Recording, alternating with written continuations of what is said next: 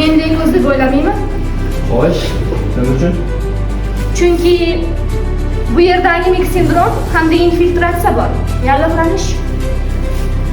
Bu oddiy gripp hamda shamollash va temir taqsidagi anomiyasini olib keltirishi mumkin. Bu aniq leykoz, chunki bemorda limfadenopatiya kuzatilyapti, ya'ni limfadenlar simmetrik tarzda kasalashgan. Limfadenopatiya sizda ham kuzatilishi mumkin, buni inkor qilamiz. Bemorda jigar va tomoq kattalashgan, gepatosplenomegalия, bu leykozga aniq tashxis.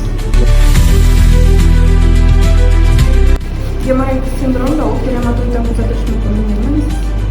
Gemofiliya hamda suyakda og'riq sindromini ham kuzatish mumkin.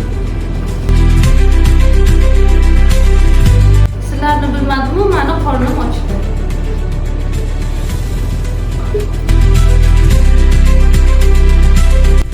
Mahalliy infiltratlar mavjud, bu aniq leykoz.